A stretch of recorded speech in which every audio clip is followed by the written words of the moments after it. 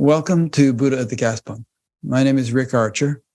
Buddha at the Gas Pump is an ongoing series of conversations with spiritually awakening people. We've done nearly 700 of them now. And if this is new to you and you'd like to check out previous ones, please go to batgap.com, BATGAP, and look under the past interviews menu. Also look around the website. There's some other interesting things there. This program is made possible through the support of appreciative listeners and viewers.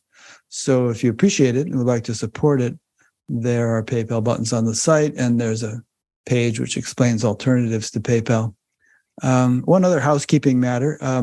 I've been on this project for several years of trying to get the BatGap interviews transcribed for various reasons. It's good to have accurate subtitles in YouTube, and we also put up transcripts on the site, which gives Google more to chew on and helps some people like to read through transcripts. And I recently discovered a tool called Whisper AI, which uses artificial intelligence and it's actually built by the OpenAI people who do Chat GPT, and is a lot more accurate than anything that has existed before. But the transcripts could still use a little tweaking. So if you think you would enjoy reading a transcript while listening to a BatGap interview or interviews, get in touch, and I'll get you set up to do that. My guest today is Cynthia Sue Larson. She is the best-selling author of several books, including Quantum Jumps, Reality Shifts, and High Energy Money. Cynthia has a degree in physics from UC Berkeley, an MBA degree, a Doctor of Divinity, and a second-degree black belt in Kuk Sul Wan, which is a martial art thing, I suppose. Cynthia can tell us about that, maybe. She's the founder of Reality Shifters, first president of the International Mandela Effect Conference, managing director of Foundations of Mind, and creator and host of Living the Quantum Dream podcast. She's been featured in numerous other shows, including Gaia, the History Channel, Coast to Coast AM, One World with Deepak Chopra, and the BBC. And Cynthia reminds us to ask in every situation, how good can it get? And her website is realityshifters.com. So Cynthia, welcome. And let me ask you about a couple of these things. We'll talk about the books. Was that an undergraduate degree in physics, or did you go on to graduate work? That's an undergraduate degree, definitely, at UC Berkeley. And it was back in the 1980s. So it's been a while, but I did remain active and worked with some of the hippies who saved physics with the Foundations of Mind when we put together conferences. And I co-authored a paper with one of them, George Weissman, about the objectivity assumption. Sounds interesting. Have you ever heard of John Hagelin? Yes. Yeah. Yes. I was his TM teacher. I taught him to meditate when he was a high school student in a body cast in the school infirmary where he went to school. Oh my gosh. Yeah. John, he presented a paper at one of our Foundations of Mind conferences in San Francisco. Yeah. Okay. So we'll talk about physics a bit during this interview, I think, because your understanding of physics and your ability to explain it underlies a lot of what you write about in the book of yours that I just read, which is called Quantum Jumps. I imagine we'll be talking about that. So let's see. So Reality Shifters is the name of your website, but is it an organization as well as a website? Well, it started out as kind of an informal discussion group, which lots of these things have come and gone because I started doing this in the 1990s, and you've been here too, so you know the changes that have happened. They're extraordinary. So it's kind of a group in a loose sense of the word. Basically, it's more the newsletter that comes out monthly, which shares firsthand reports from people all around the world noticing things appearing, disappearing, transforming, transporting, and changes in the way we experience time. So and people can sign up for that newsletter at your website, realityshifters.com. Yes. And you were first president of the International Mandela Effect. I presume that's named after Nelson Mandela. Yes. The Mandela Effect Conference, what is that? That's a nonprofit, 501c3 nonprofit organization that officially began in 2020, but unofficially it started in November 2019 in Ketchum, Idaho, Sun Valley, Idaho, where a group of us got together for what we then called the West Coast Mandela Effect Conference. And that was televised by HBO. They came and filmed one of the how-to with John Wilson episodes, How to Improve Your Memory. But it's really all about the Mandela effect, which has everything to do with reality shifts, mind-matter interaction, and all the things I've been studying for almost 25 years. Why was it named after Nelson Mandela? Okay, that happened more recently. This is 2010. The effect itself, I've been tracking for decades, but around 2010, there was this researcher named Fiona Broom who was attending a DragonCon conference, got to talking with lots of other people, attendees of the conference, and somehow in the conversation, they talked about Nelson Mandela, being surprised that he was still alive. And some people remembered that he had died. Now, that had been talked about on the Coast to Coast show with Art Bell previously. So I want to do a shout out for him, make sure that, because I think it was in the zeitgeist. People had been kind of, if they listened to the late night talk show, they might have heard about this man, Nelson Mandela, being alive when people remembered that he had died while in prison in Robbins Island. So it's one of the many instances where someone famous was presumed to be dead. Mark Twain, this had happened to him too. he had a funny joke about that. I think he said the rumors of my death are premature or something like that. Greatly exaggerated. Exaggerated, right. Yeah, it is funny. So, and then in my book, Reality Shifts, that came out in the 1990s, I talked about the actor Larry Hagman. So we don't call it the Mark Twain effect or the Larry Hagman effect. We call it the Mandela effect. But actually, I just want to mention these others because there's a phenomenon where celebrities often, but it could be a person you know, that you hear that they've passed away and then you find out they're alive again. Could happen to a pet or a cat, as I also describe in my book, Reality Shifts. So there are many instances where this might occur. Yeah. Does this have anything to do with Schrodinger's cat? That's a good question.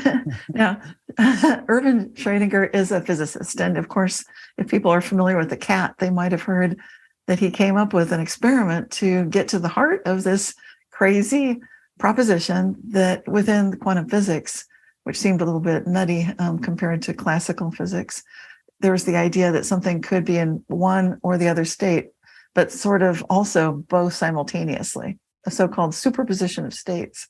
And so Erwin Schrödinger, to basically to point out just how ludicrous this whole thing sounds in our regular way of thinking about things, he proposed a thought experiment. So it's just that no cats were actually harmed in this experiment, but the design experiment involved putting a cat inside a box, so the cat could breathe and it could function just fine, but nobody could see the cat. It's inside a closed box.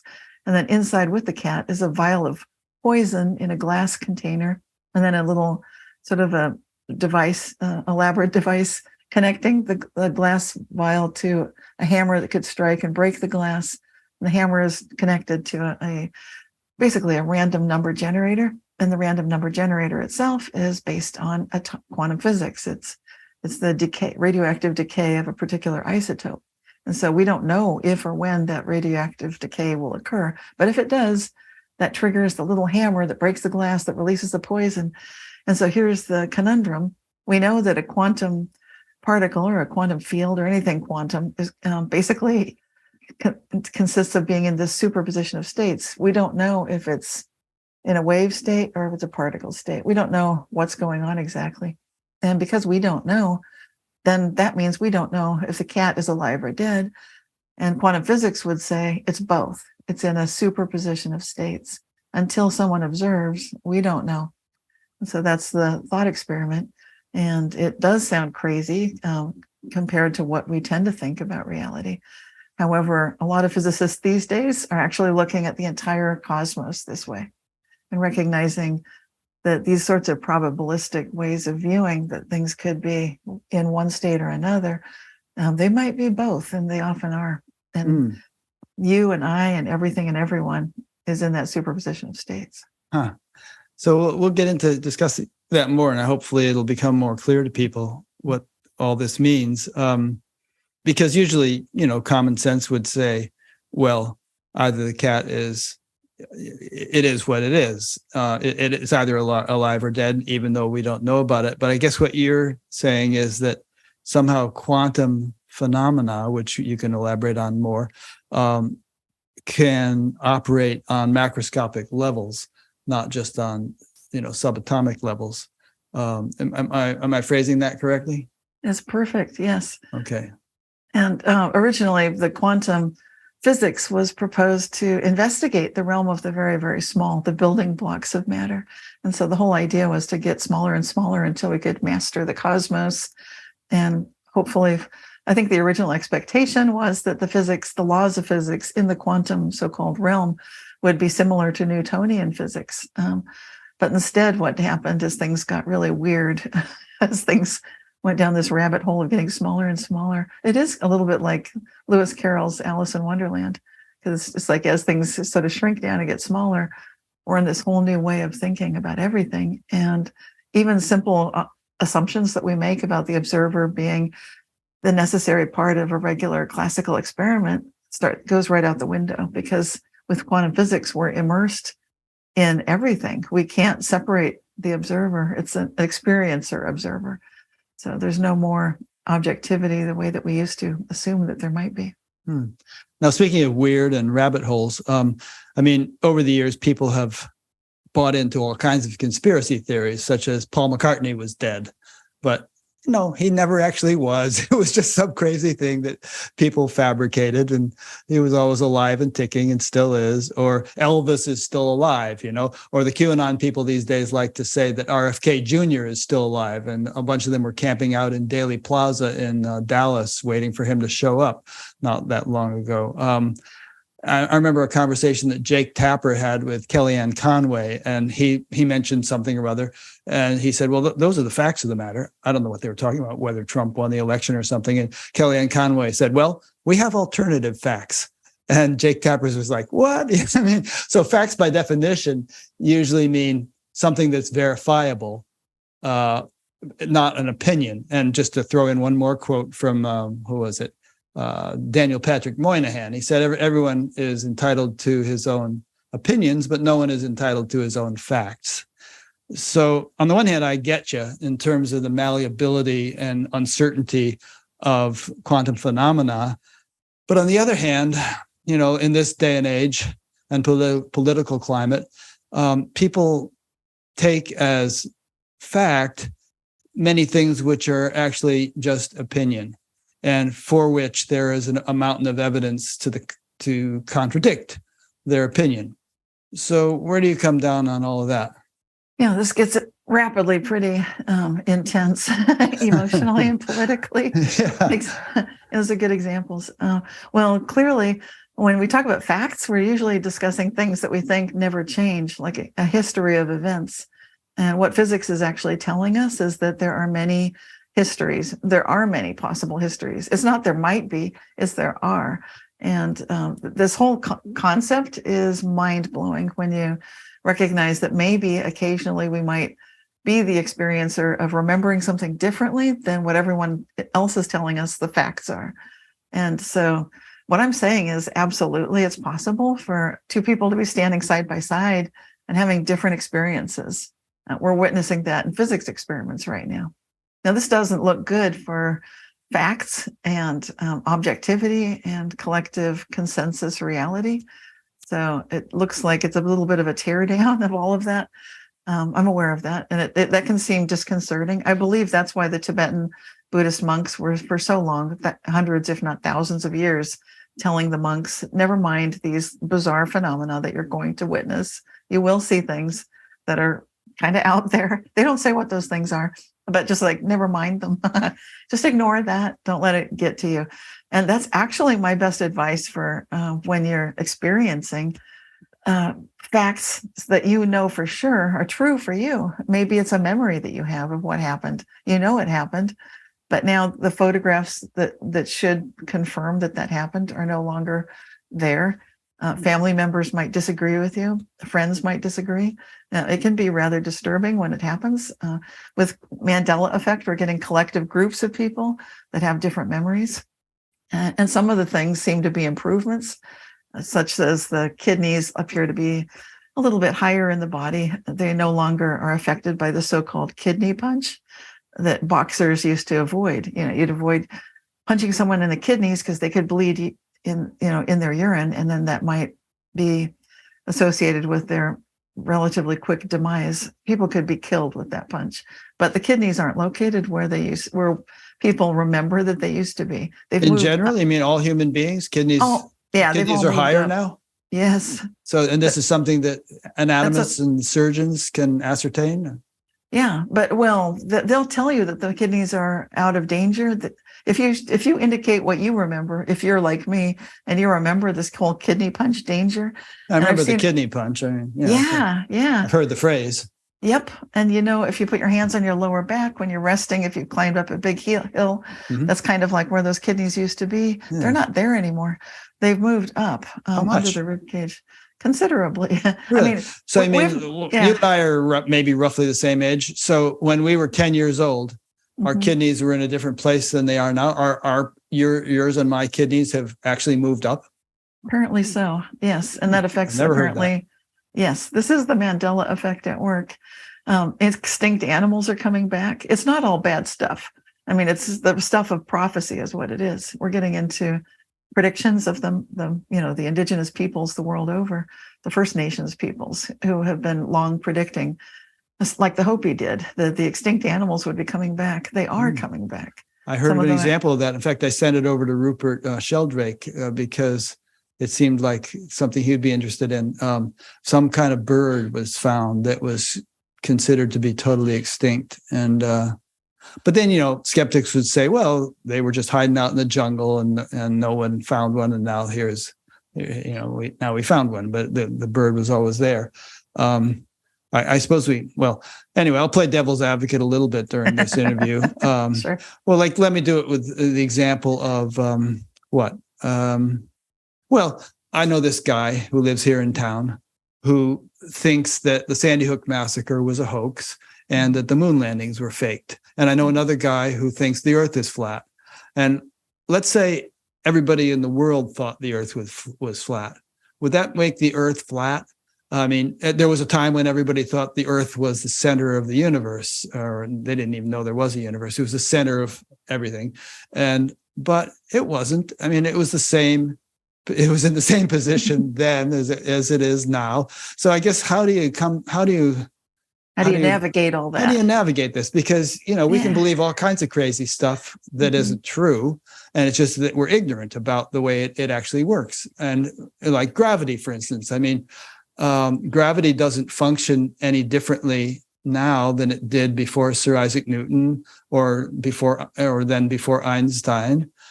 We just gained deeper understanding of it, but it didn't change the reality of what gravity is.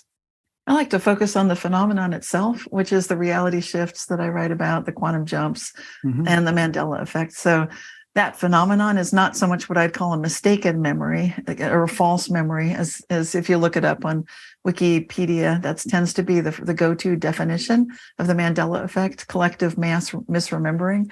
And to me, it's not that, it's mismatched memories. And so I would stick with what we absolutely know for ourselves. That's why I was mentioning your own memories of something that happened to you or something that you witness, an event that occurs where you witness something that appears, disappears, transforms, transports, changes in time and so forth.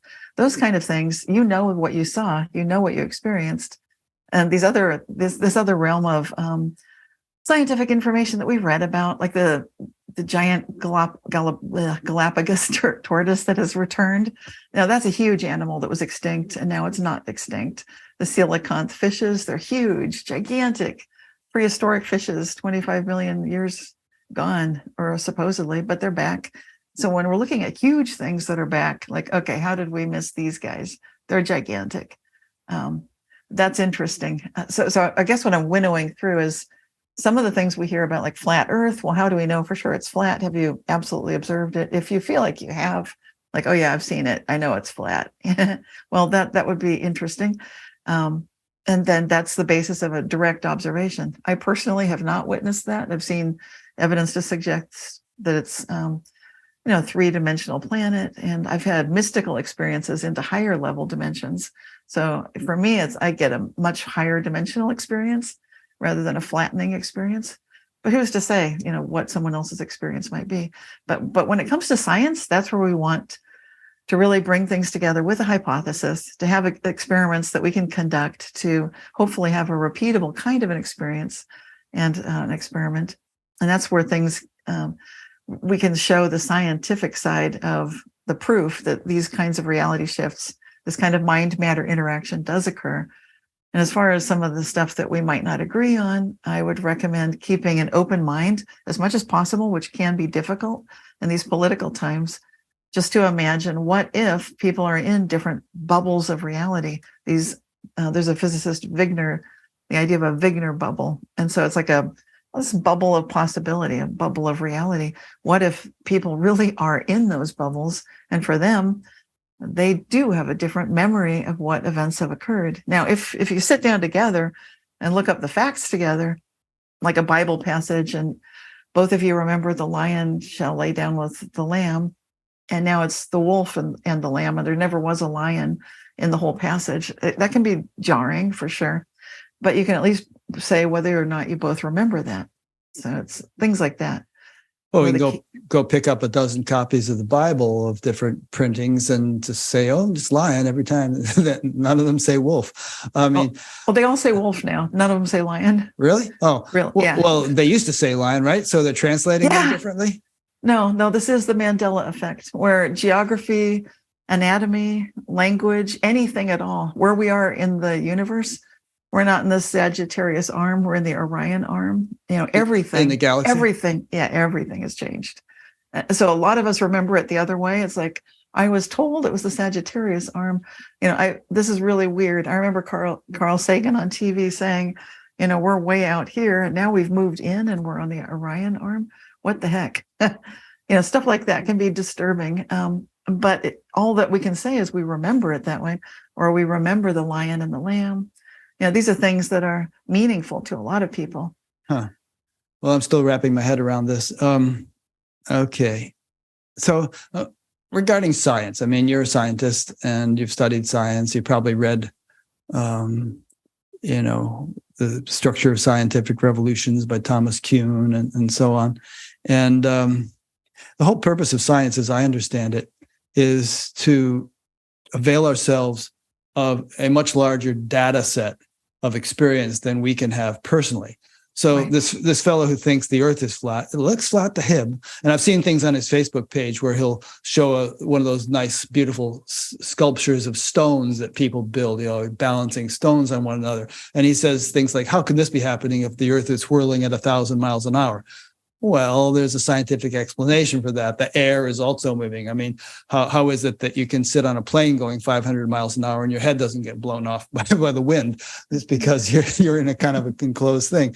Or anything, the Sandy Hook massacre or the moon landing. I mean, we can't just say reality is so malleable that whatever anybody chooses to believe, that's the way it is. I mean, it's their conception. And it may be their reality, but, there's such a thing as delusion.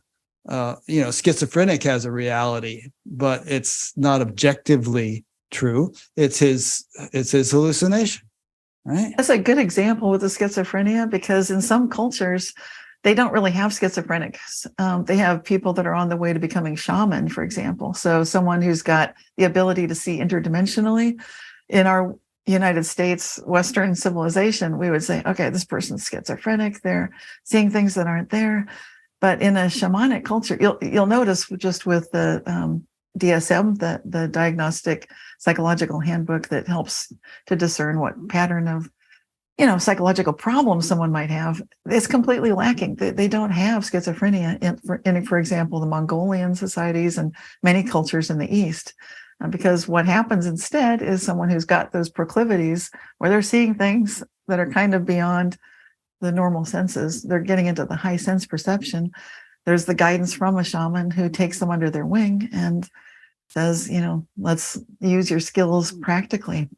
And that person no longer has the kind of, breakdowns that we would say, or problematic, but instead is a contributing member of that society, capable of knowing what the weather is doing, maybe having precognition, having mind-matter interaction abilities. Those kinds of skills come into play with those higher sense perception abilities.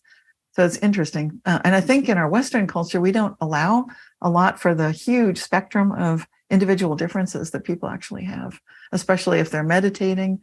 Then things are going to definitely start opening up. And Oh, yeah. a lot of people are just having that opening up right now, and it can be a little bit almost too much at once. So it can be just like with meditation. Some people can kind of go a little crazy if they do too much meditation, So it's interesting to see what could happen. But hopefully, I'm hoping that there will be good guidance that people can ask questions like, how good can it get, as sort of a steering, focusing intention to keep things more on track and not be obsessed with something like the earth is flat. If people are so sure of it, why does that matter? That's what strikes me as a little odd. Like, if we're not seeing evidence of it that convinces other scientists, then why make that such a pressing concern? What's the value here? I don't really see it. Yeah, I don't either. Or in claiming that the Sandy Hook massacre was a hoax, or the moon landings didn't happen. There's all kinds of things like that. But I don't know. So I'm not a meat and potatoes, nuts and bolts kind of guy. I mean, I believe in all kinds of esoteric things, and angels and subtle beings and higher realities and the whole kit and caboodle. I've been, meditating most of my life and have experienced all kinds of things. So I don't mean to give the impression that I'm a sort of a hard materialist by any means. But I also tend to be kind of rational and to respect the scientific enterprise. And I'm fully aware that science can be totally repressive and biased and stodgy and political and, resistant to the emergence of new paradigms and all that stuff. So I guess I'm just trying to say that we have to sort of balance and be nuanced and, not to go to the opposite extreme of saying that anything that pops into anybody's mind is as real as, what, let's say, the Hubble telescope has observed, or, our various other scientific instruments. There's some kind of a happy medium between just sheer imagination dictating reality and the collective wisdom and investigation of thousands of qualified people, investigating reality. Yeah, I think that there's a lot of pressure on these scientists to toe the line. And you've seen that talking with Rupert Sheldrake, of course. Oh, yeah. And his speech getting the TED talk that he gave got completely taken suppressed. Down. Yep. Yeah. Because it was too outside the box. And exactly. And so I totally agree with that. And I've spoken with physicists who are not yet feeling comfortable to be able to admit that they're fascinated by the whole concept of quantum jumps, reality shifts, the Mandela effect, and they are experiencers. But when they've got a reputation to support, and also they're very entrenched in this whole paradigm. You mentioned the those paradigms and how they change through science. That's a big deal. And so when scientists have been immersed in that whole concept of that there is something like objectivity, it's such a huge shock to even to contemplate that you can have two observers at the same place and same time witnessing two different things.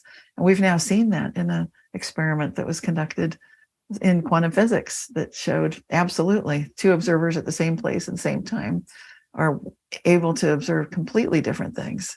And so that should have been the top news item in 2019, in my opinion. But it wasn't because, well, for one thing, it's science. And so that was the first run of an experiment using 6 entangled photons with a double slit experiment in a collaborative effort between the physicists working both in Edinburgh, Scotland, and also in Austria.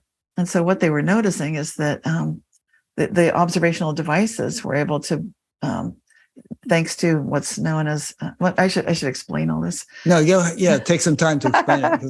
Yeah, it sounds like, what is she talking about? Okay. We're There's getting this, okay. There's a classic experiment called the double slit experiment, and it's considered the most beautiful, elegant experiment in all of science because it's so simple, yet it keeps blowing our minds repeatedly. And it seems like every time a new variation of this very simple experiment is conducted, and right from the start, the very first time they actually did this, it blew people's minds. And what happened was the experimental apparatus simply fires one quantum particle, like a photon, one at a time.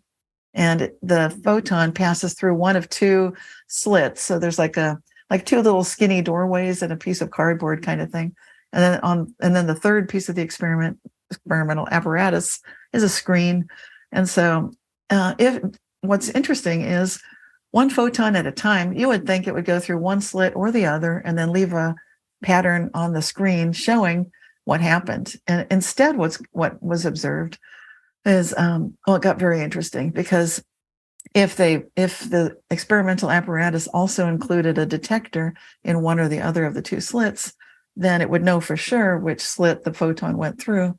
And then the photon would act accordingly and leave a little splat pattern just on one side or the other of the screen. But if they did not put an observational device in one of the two slits, then the strangest thing, the most unexpected thing would happen. And that is that there would be one splat on the screen. And that's not so extraordinary. But when you did a whole bunch of these one photon at a time, what happened on the screen was a diffraction pattern, which showed that there was an interference, deconstructive and constructive interference, like waves. Like if you throw two pebbles in a pond, you'll get not just two sets of concentric circles, but you'll get the dips, the troughs, and the valleys get deeper, higher, and lower the way they interfere with each other. And that kind of an interference pattern occurred as if two photons had been fired through, choosing to go through both slits. And that never did happen. So that was one of the original versions of the double slit experiment. And that was the whole physical experiment that proved that quantum particles act either like particles, like leaving a paint splat mark, or like a wave, an interference where that kind of interference diffraction pattern could occur. And so, go ahead. Yeah. Oh, that's okay. No, go ahead. I was just going to say, so is it true to say that if it's observed, it behaves like a particle, and if it's not observed, that it behaves like a wave, or is it vice versa, or is it neither? Well, the observation, because the collapse of the wave function, as I understood it, the observer collapses the wave function. It does. But actually, we are looking at a diffraction pattern. So we're observing a diffraction pattern on the screen, even though we didn't put an observational detection device in one of the two slits. So it's another form of observation. But you're right.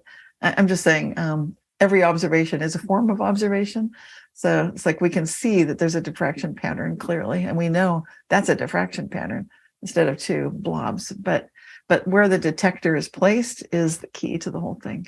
And so I guess what I'm being picky about is we don't yet know for sure that the Copenhagen interpretation of quantum physics is the one. With quantum physics, we can build nuclear devices, nuclear bombs, quantum computing systems, and all this good stuff. But we can't yet say for sure which of the many, many, many interpretations of what's going on is the correct one. So we don't know if it's the Copenhagen interpretation where we collapse the wave function. It looks that way. I mean, could be. Or we don't know if maybe it's a multiverse, like the many worlds interpretation. Or is it a handshake between the past and the future, the transactional interpretation of John Kramer, who's still alive, and he's quite a genius. Yeah, so we've got all these different possibilities. And there's also the holographic interpretation, David Bohm, which is brilliant. So I love a lot of these, and we don't know for sure what's going on. So the whole collapse thing is part of the Copenhagen interpretation, where the observation occurs, there's a collapse of the wave function, and we get, the decoherence that breaks it out of its superposition of states. And then some people use that to interpret or to conjecture that our observation of things brings them into existence.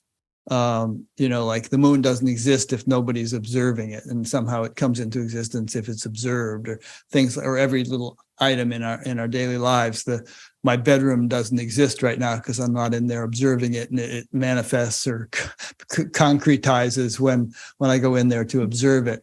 Things like that. I mean, and of course, this causes physicists to tear their hair out. In fact, I heard you talk about how Larry Dossey said, "Don't use the word quantum. It's being so misconstrued by people. All these new age people are quantuming this and quantum that, and I know.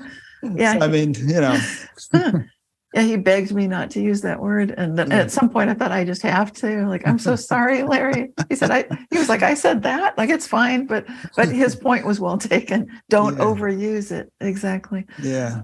Yeah, that's such a good point. And who was it? Wolfgang Pauli or one of these people said, if you think you understand quantum mechanics, then you don't. Because none of us do. Like you just said, I mean, there's all these different interpretations, and no one has nailed it down to what's actually going on. But I want to get into something. I love what you said, where it is the moon there if you don't look at it, or if you do look at it, does that make a difference? Einstein and Rabindranath Tagore had an argument about that. Go ahead. Yeah. And John Archibald Wheeler, who was a contemporary of Einstein and quite brilliant physicist. I saw him speak. He came to Fairfield one time. Oh my gosh. Yeah, he was John Hagelin's mentor in some sense. And yes. So John invited him here. Yeah. I'm sorry for interrupting. Go ahead. No, that's fine. Well, he would be taking, from what I've read of his writings, I didn't get to meet him in person, but John Archibald Wheeler had the whole idea of the participatory universe. And he was also the mentor for a lot of people, like Henry Stapp here in Berkeley, California, where I am. Henry, also worked with Pauli that you mentioned. And Henry Stapp is a great mentor to me. So it's like these connections are still there. But the thing about John Archibald Wheeler, is he had that brilliant idea of the participatory universe, that if you ask nature a question, we will get an answer. But even though he brings up this whole idea that became the beginning of the it from bit, and it becomes the core of the simulation theory for a lot of people who look into the simulation of reality, like, are we living in a simulation? I think John Archibald Wheeler, from what I've read, would never want to take it so far as some of these people that we're discussing are taking it right now, where they say, just because I believe it so, then this is so. Wheeler really believed in not blurring the lines between metaphysics and our personal imagination and what's happening in the physical world. But Pauli, of course, yeah. I think that's a good idea, because people do get really lost in imaginations in the spiritual realm. I mean, they can. Yeah, it can get very, very kind of fantasizing. I don't know what the noun is. About all kinds of stuff, and it's not really I mean, the whole spiritual path is really about discerning what's real, discerning the real from the unreal, and kind of grounding oneself in the ultimate reality. And one can get lost in tangents by indulging in fantasies. Now, I'm an interesting anomaly in a way, because I study physics, but I'm also a mystic. So I'm kind of a quantum mystic. And I actually do have experiences, for example, where I cooperate with levels of conscious agency, is what they feel like to me, conscious sentience of plants, trees, weather systems. And I have very real connections with them that feel quite real to me. They're not provable, and they're not something I can't take a photograph of it. I can't bring back evidence, but I can absolutely see changes in weather patterns, for example. And so when those of us who do these sorts of things have these experiences, then we know that we've done something that's connecting, but we can't really prove it to anybody else, because we're experiencing something in a different level of consciousness and conscious agency that makes it difficult to convey. I don't know. I don't have a problem with that, actually. I believe in that kind of stuff. But sort of on the other hand, I also believe people can get lost in fantasies. So, two people could be claiming to have an experience that's pretty far out, and one person could be delusional and the other person could actually be cognizing some subtler mechanics of creation. Right. And my great wish is that we could, the ones who are delusional, I wish that they had the guidance from like the Mongolian shaman who could step in and say, this could be a real experience. Let's ground you more into your body. So if they had a mentor who could bring them more into a sense of their corporeal self, their groundedness, and bring that crazy, fantastical, imaginal realm, that Henri Corbin talked about into like, okay, we're going to make this manifest now.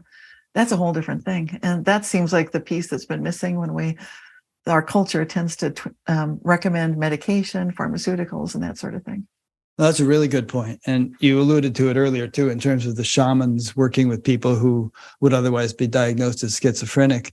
I think there are probably a lot of people in our psychiatric hospitals who are actually highly evolved spiritually, but they don't understand their experience. No one around them understands their experience. They freak out, because it's so different than the norm, and others freak out when they see how they behave or what the kind of things they say. So next thing you know, they're on Thorazine or something and locked up in a facility, and it's a real tragedy. And we're running a risk right now as this Mandela effect is it's expanding. So I don't know if you've noticed that yet, but more and more people are noticing things changing, like the Berenstain Bears. That's a big one for a lot of people. I don't know what those are. It's a children's book series. Okay. Yeah. And then it's just the Mandela effect affects products, logos, movie dialogue. Like, if you build it, they will come, is what a lot of people remember from Field of Dreams. But Right. now it's just been, if you build it, he will come, which is a very strange thing. It's Who's he? Oh, Jesus or something? Exactly. I know, right? Yeah, it doesn't make sense. He was lousy at baseball. That wouldn't have worked in that movie. So funny. So these kinds of things are opening up, and it's becoming more of an experience that people are having. And then when they have it in their personal lives as something where they see a change, fortunately, it's getting mainstream enough so that there are young people who can help guide their elders and so forth. And that is happening. Young people they're understanding the reality shift phenomenon. They've got TikToks about reality shifting with how-to videos, and quantum jumping is definitely more of a thing. The Mandela effect is more mainstream. But I'm mentioning it because when it first starts happening to a person, it's fine for them to watch a show like this or listen to us talk about it.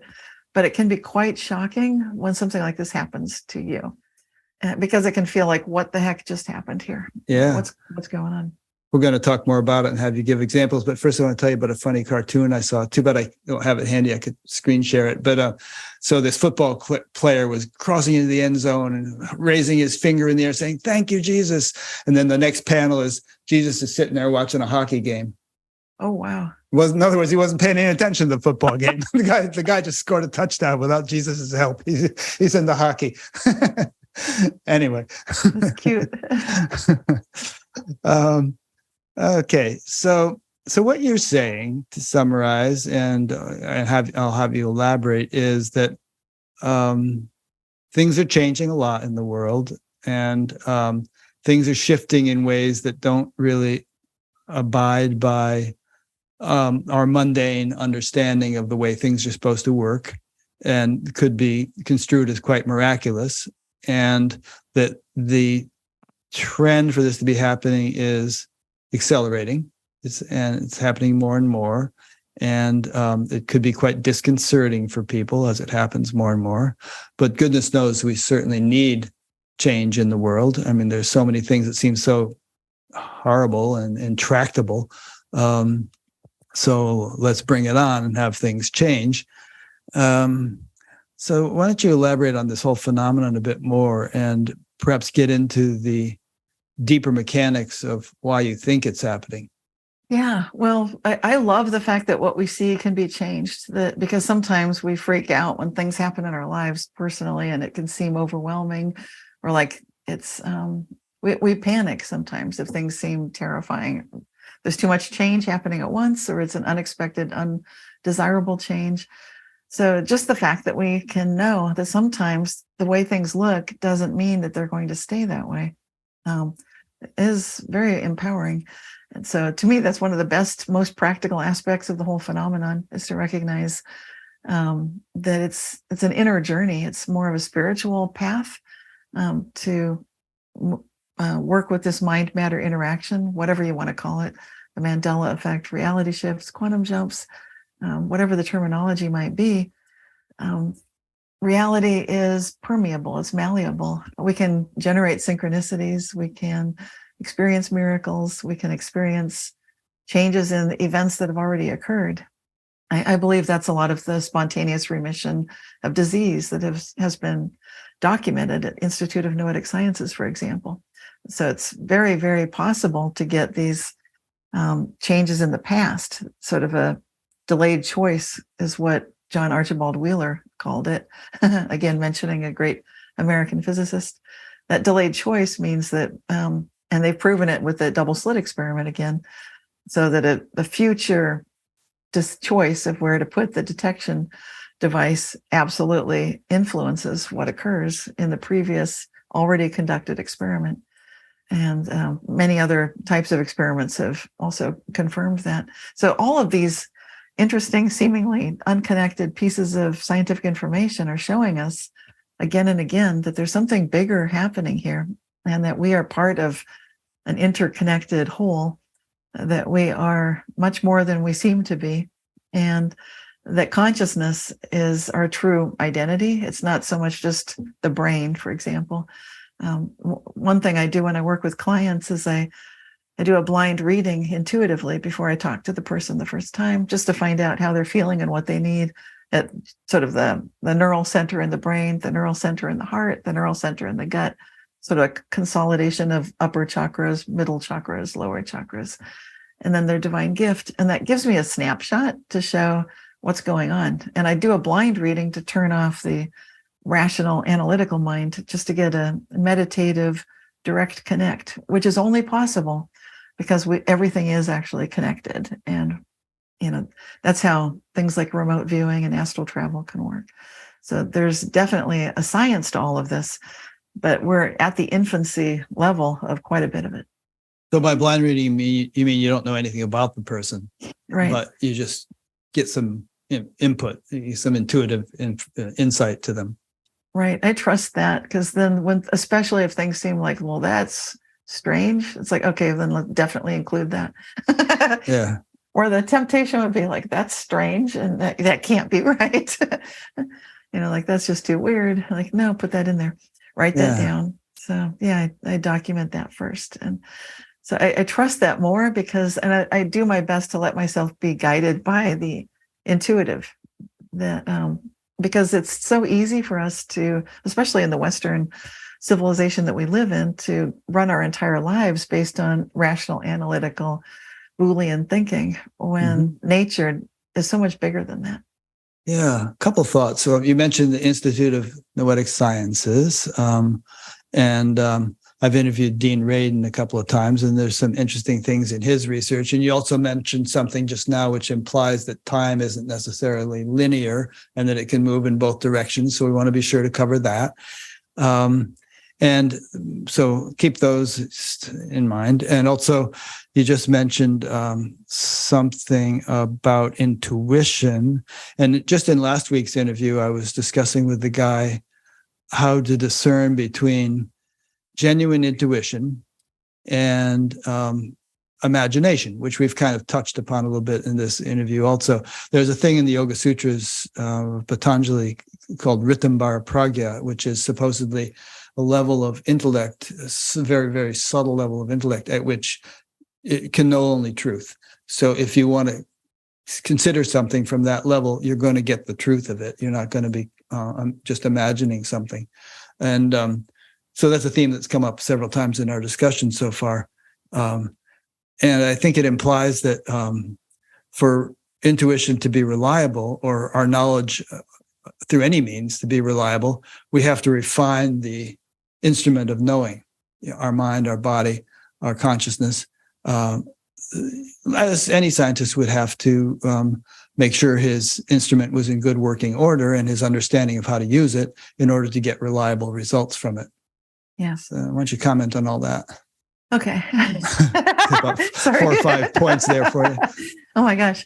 I guess we'll start with that last one. That's such a good one. To refine the instrument is so important. And I'm a big believer in setting that intention level very high, just to ask that my favorite question, how good can it get? But that becomes how good can I get? How God can I get? Basically, how clear and perfect a channel in service can I be? And at Body the is highest, the temple of the soul. yes.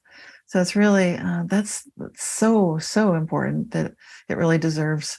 I'm feeling reverence for the whole idea as you speak about it. I'm feeling it right now, and to me, reverence is such a key guide. When we feel that sense, then we know that we're being guided truly. And I think that step is not always included in a lot of research, whether it's scientific or political science or whatever.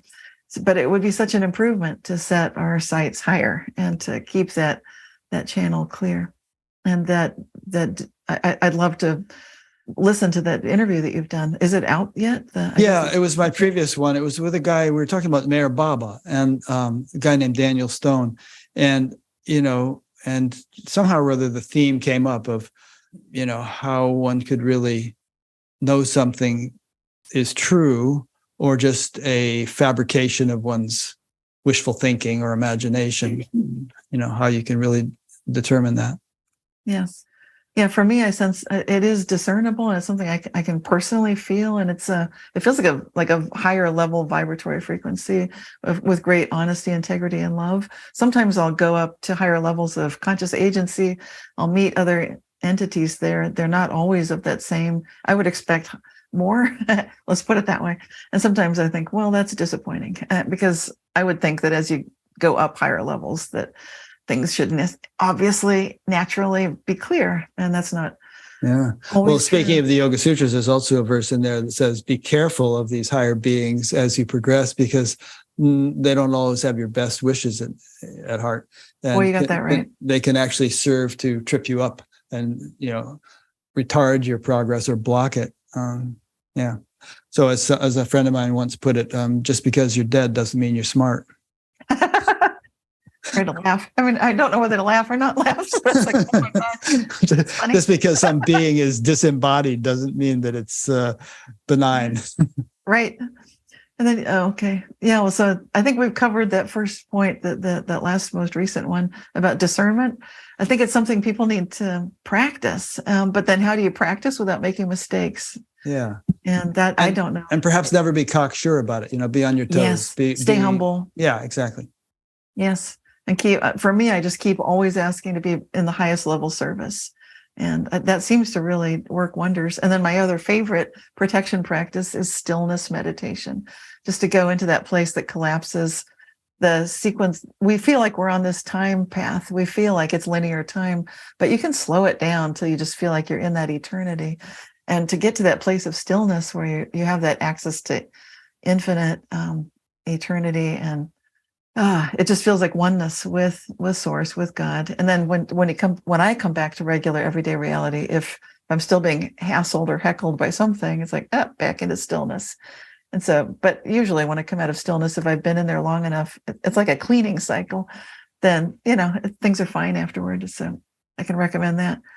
Dean Radin, he's amazing. I've had the blessing to be able to meet him and see his research centers several times, and he's just such a wonderful, fabulous, inspirational being. And he does have a great book about real magic. And I wish that his section in that book was bigger when he got to the sutras. I was so excited, like, oh gosh, he's covering the sutras. And then it was You mean the Yoga Sutras? Yeah. Yeah. He talked briefly about them, but he didn't expand it the way. I guess it was more than the book could handle in that particular book. But anyway, I was listening to him talk about this subject about the sutras and real magic, and I was still thinking about it one day, and I was planning to just quickly put some polish on my dinner table. So I was holding this bottle of Howard's whatever that polish and wax, it's made with beeswax. I was shaking it because the bottle was almost empty, and as I walked through my kitchen, that bottle slipped out of my hand and vanished. And I realized, like, oh shoot, I was just listening to Dean Radin. Then I should have kept my eyes on the bottle so I could quantum Zeno effect and lock it in, because I'm highly likely to lose a physical object like a huge bottle of furniture polish when I'm in this state of mind, having listened to Dean Radin, thinking about all this. The bottle was gone. And so, me being the experiencer of weird stuff that I am, I checked right behind me, which was the oven. Made no sense that it would travel right through the door of the oven and into the oven, but I did check inside the oven. It wasn't there. I heard there was no sound, so the bottle had just spontaneously vanished. I walked around and then I gave up. I thought, well, I guess this isn't happening. Then as I walked out the hall and down into my living room, there was the bottle, which was physically rather impossible for that to even have happened. And I posted something on social media about that, about how I was listening to Dean Radin, and then I had a photo of the bottle, like this vanished. And then Dean Radin had the funniest little comment. He said, like, oh, that explains why it showed up in my kitchen briefly and then vanished. That's funny. But it just basically did a teleportation. Yeah. Right through the doors and this everything. sounds a little bit like synchronicities. Yeah. I'm sure you've had all kinds of cool synchronicities and have heard a lot of them. We've had a bunch too. Yes. I'll tell you one really quick. Someone had posted on this. There's this local thing here on Facebook for finding lost animals, or it's called Fur Babies, I think. And someone had said they had found a baby possum, or maybe a couple of baby possums that had been abandoned by their mother, and they didn't know what to do with them. They wanted to take care of them somehow, but they didn't know anything about possums. So, please help. And so we didn't know anything, but we went to Walmart and we were looking for a parking place, and we got out of our car and we saw this car pull in just across the aisle from us, which had the word possums on the license plate, and it had Virginia plates. We're in Iowa. And so the lady got out, we walked up to her and said, do you by any chance rescue possums? And she says, yeah, that's what I do. so boom, we connected her with the person who had the possums. But isn't that a cool kind of little I love it. That's so amazing. Yeah. Good thing she had that on the car, or you wouldn't. Yeah, it was her license plate, actually. So, yeah. Anyway, that kind of stuff cool. makes you feel like there's some intelligence governing the universe. Yes. Well, I interviewed Dr. Bernard Beitman on my podcast, Living the Quantum Dream, recently. And he said he's done some amazing, he's a psychologist, and he wrote the book Meaningful Coincidences. And he writes about how these things are more likely to happen when you do feel that there's meaning in your life and you're on that path to understand reality, and you're basically connecting with sort of this higher sense of spirit, source, creator. Yeah.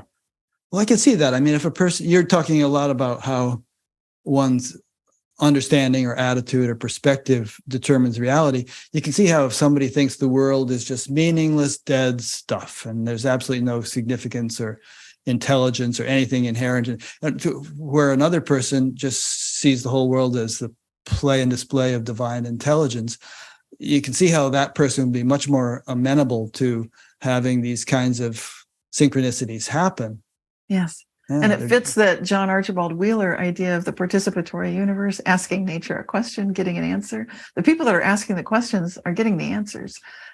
Even though I know Wheeler himself wasn't a big fan of any of this mystical stuff. But doesn't mean it doesn't happen. Yeah. A couple of questions came in. Okay. Well, firstly, before I ask those, are there any threads of the conversation that you want to tie you up? Mentioned time. Time was something it's worth, we need to mention that, because when you said the idea about linear time and that time is much more than that, that is so true.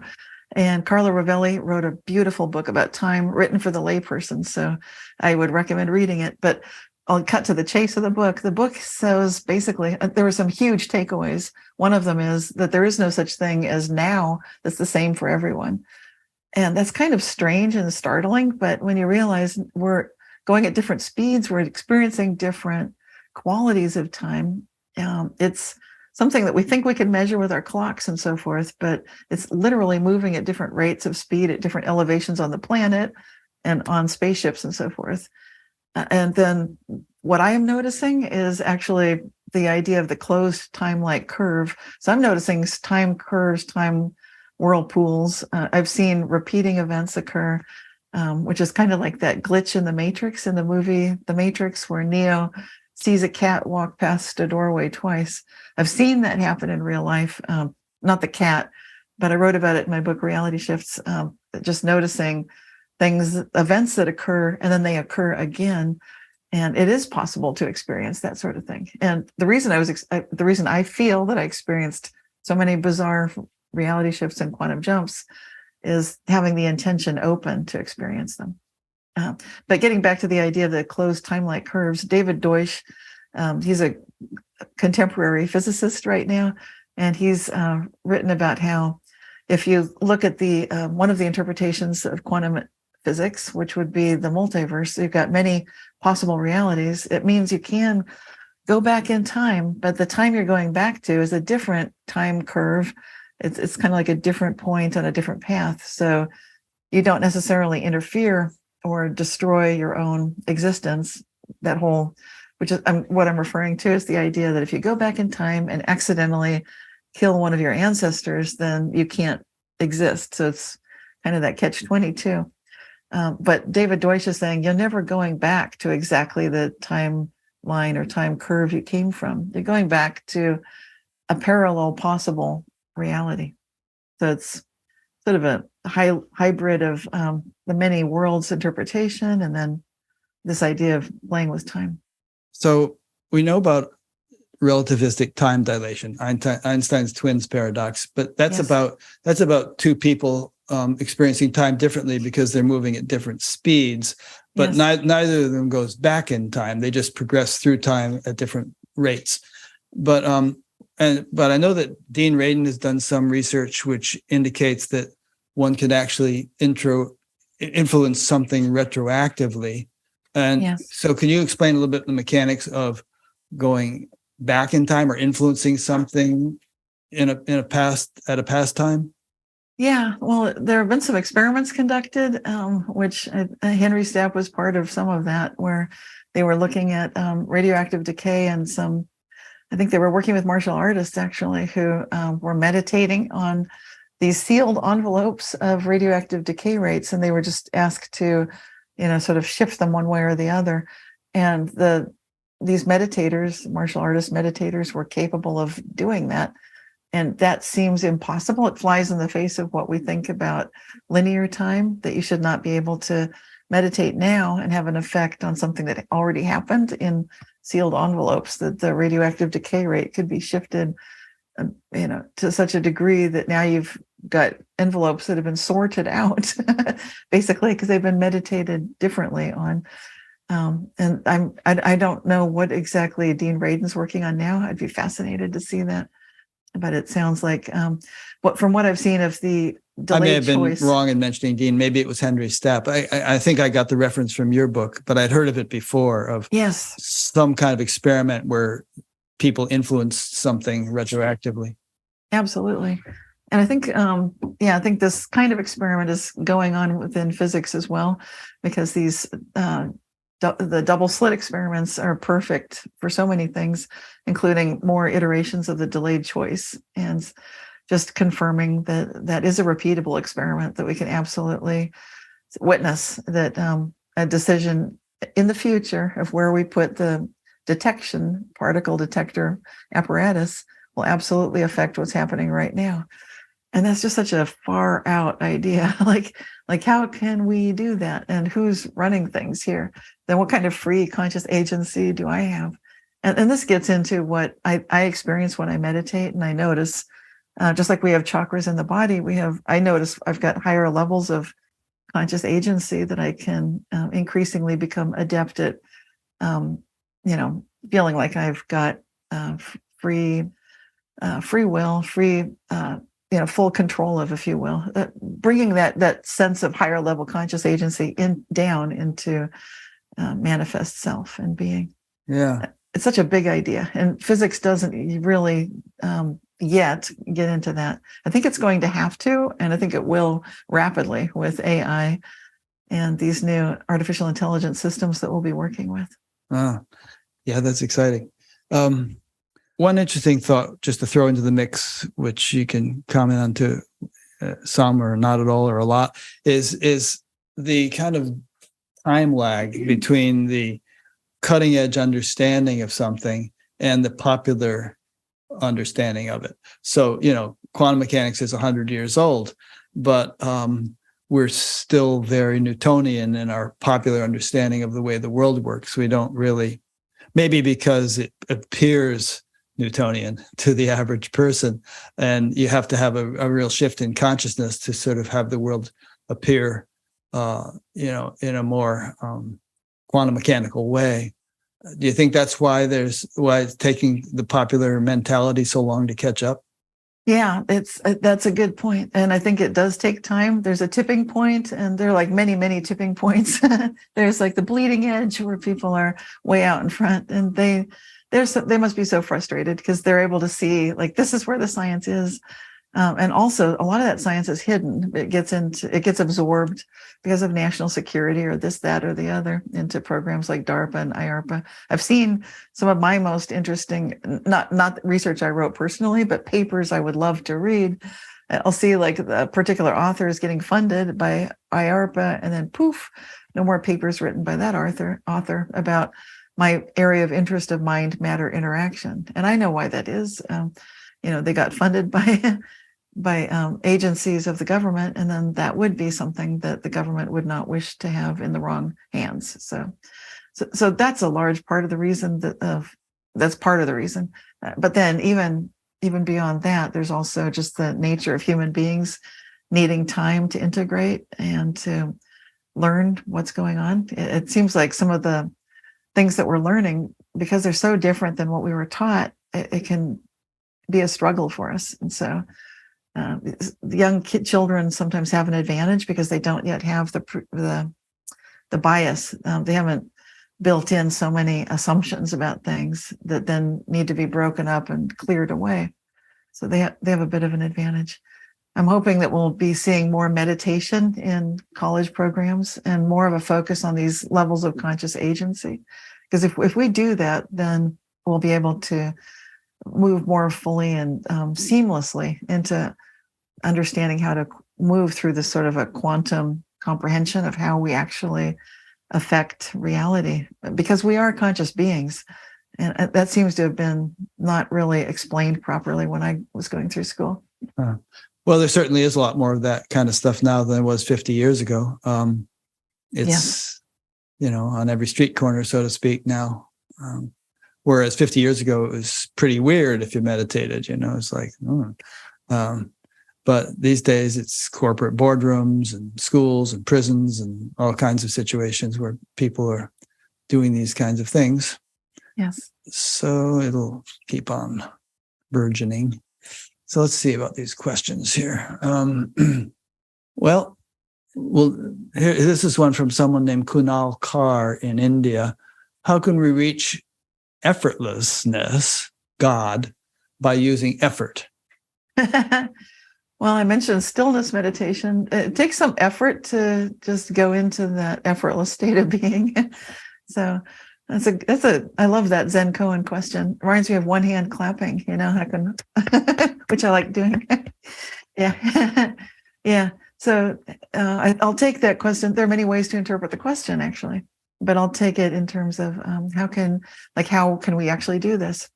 So to attain the effortless state of being is to be one with the Tao, one with the way, one with ease, and to be in that sort of a flowing state of being, so that you're not fighting the higher level hidden order of unfolding of reality. So to access that, it does take some clarity of your own commitment to be in a sense of intentional purity, and putting attention also on making sure that that's what you'll do. So this is where it comes in handy to do some kind of a practice, whether it's yoga, tai chi, qigong, transactional meditation, anything like that would be very advantageous, because the discipline required, ironically, is helpful. This is one of those things where discipline will get you to the effortlessness. If you're able to just live life with the rational analytical mind switched off and live in that perfect state of being, great. But most people don't allow themselves the discipline to do that even.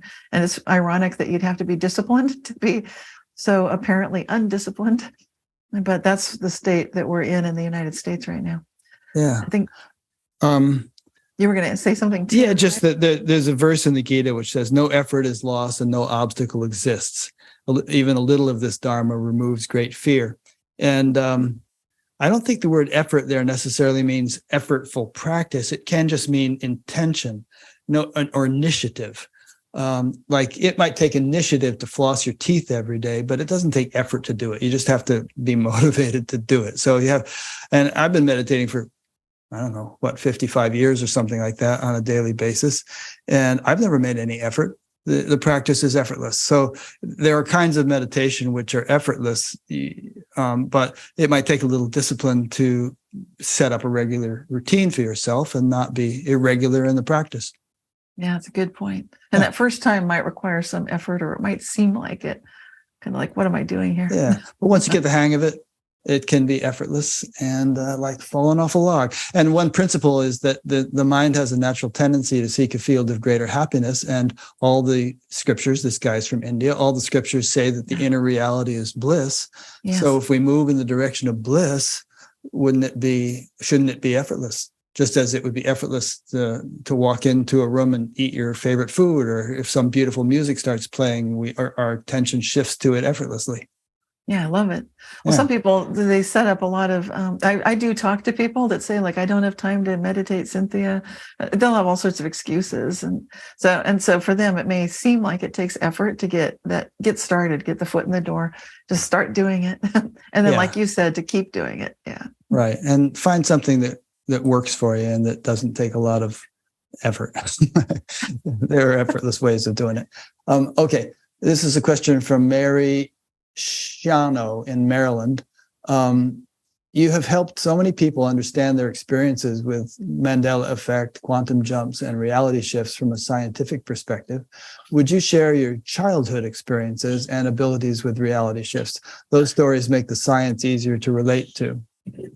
Yeah, sure. I had some interesting ones. One big one for me was when I was quite young, and I was watching, I was looking out the back window into the backyard through the living room large window, and it was raining, and I was observing that I could think stop rain and the rain would just instantly stop, and I think start rain and it would start.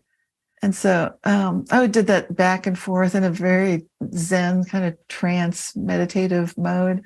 Then I realized, this is pretty amazing. I want to show this to my mom. So I left the window in the living room, ran to her bedroom where she was folding laundry or something.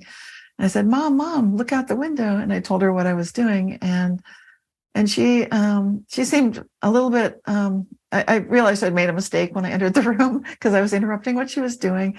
She was obviously getting things done. Now I've interrupted that. And she looked a little annoyed, not angry, but just kind of like, what is this? And I think she crossed her arms. In retrospect, these are all signs. Anyway, long story short, I said, okay, let's look out the window. Notice it's raining. And notice that when I think stop rain, and I thought it, and it just kept raining. So she inhibited you. Yeah. It was such an interesting experience. And I said, well, let me try this again. Stop rain. And it just didn't work. But then I went back to the living room. I thought, what happened? And it worked fine for me. And so this is a very important effect, because there is something called, with the double slit experiment, of course, you've got one observer. And then the experiment that I mentioned briefly in 2019, that's a series of Wigner's friends. So it's like the Wigner bubble I was talking about. When you've got when there's an observer observing the original observer, then what happens? And that's the exact apparatus that they used in 2019 with the two devices at the same place, same time. They were stacked. So it really does show exactly what we saw in the 2019 experiment, that you've got the two observers. Now, to make this an even better example, if I had seen the rain starting and stopping and my mom didn't, that's perfect. That would be exactly what we saw in 2019. What I witnessed when I was a child was that I was in the same Wigner's bubble with my mom, and she, like you said, Rick, she inhibited the whole experience. So, well, what we're able to do if when we get to a higher level of conscious agency, like a shaman, then once you ground yourself there and you're bringing that level of awareness into your being, you can do things like influence the weather and have that hold for millions of people or whatever. You can end the drought in California, that kind of thing. So these things. Oh, so you're responsible for that. So now there's. I heard today on the news that all the reservoirs are full. Good going. Yeah. Well, it's not just me. I was talking with conscious agents November of last year, and just realizing, can we do this? And they said, yeah. They said that we'll be getting rain in California through June. So that was what they said. And I'm talking. It's a conversation. It's collaborative. So it's not just me. But yeah. But it would be. But if people observed it, they'd say she's imagining things. She's hallucinating. Yeah. But then look what happens. So. Well, it's an interesting point because, I mean, let's say shamans who are living in some tribe in the jungle of South America or Australia or someplace. And, that whole tribe has a belief system that's deeply ingrained. It's not superficial, that certain things are possible. And sure enough, those kinds of things become routine in their society, or at least reportedly so. Whereas in other societies, which might be very hardcore, materialistic, skeptical, such things couldn't possibly happen. So we could envision a world in which somehow we had all shifted to a state of, not gullibility, but openness to all possibilities. All kinds of amazing things perhaps could manifest, which would be suppressed by the closed-mindedness of a more skeptical society. Yeah, there's a real deep wisdom in Indigenous First Nations peoples. I have so much respect for them. And when I look at the teachings of, you're reminding me when you talk about this of the economic hitman, the author, John Perkins. He wrote, "The world is as you dream it." And all of this comes to mind because he still takes people on expeditions to the Peruvian rainforest, and that's an ayahuasca kind of a journey. So people there would partake of a plant medicine treatment, which is not something I'm doing much of. I did it once, but I didn't go to the rainforest, and I just felt like this is the same thing I'm experiencing anyway. So some of us, I don't think we need the whole journey, but it was cool. And what I think is really important is when we access these this community way of viewing that the world can be better. I think any group can do this, whether it's TM meditators or whether it's Indigenous communities. Once we find a very strong, active level of conscious agents who are choosing collectively to steer the world in that beautiful, like you said, effortless direction. Like I love what you said, Rick, that we can start feeling like there's that joy, that love, that happiness, that for me, it's a state of reverence. I can feel these qualities of emotions. And when we're in touch with that, collectively, we can pretty much change anything, regardless what it looks like. And I've seen lots of proof of that. Maybe it wouldn't convince anybody, including, cynics and skeptics. But I think many of us are individually experiencing these things little by little and recognizing that together we can have a great positive transformative ability to lift the entire planet out of what might seem like impossible situations. And I think that's what some of the First Nations people were doing, like the Aborigines in Australia that said, okay, we're done. We're not going to do the dream. We're not going to steer things anymore. It's up to you guys now. And I think it is up to us guys now. So time to step in and steer things for the good, the true good of the earth, the animals, the plants, the people. I'm reminded of that scene from the first Star Wars movie where Luke Skywalker's spaceship got stuck in a swamp and Yoda sort of like levitated it out of the swamp, just like that. And then Luke Skywalker said, "I can't believe it," or something like that. And Yoda said, "That is why you fail." Right. And the other Which is not to say blind faith is always going to be effective. There has to be some kind of, deeper. I mean, Yoda wasn't just some old dude. He had a deep level of consciousness from which he could presumably manipulate or control laws of nature. That has to be there. If that weren't there, you can believe until you're blue in the face, but things aren't going to happen. is that levels of conscious agency. I keep Yeah.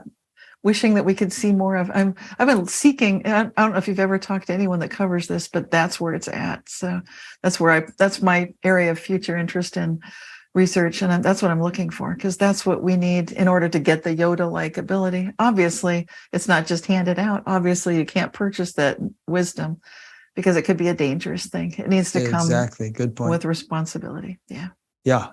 And there are examples of, people who gained abilities without gaining the commensurate level of wisdom and ethical qualities, and then just made a lot of trouble for themselves and others.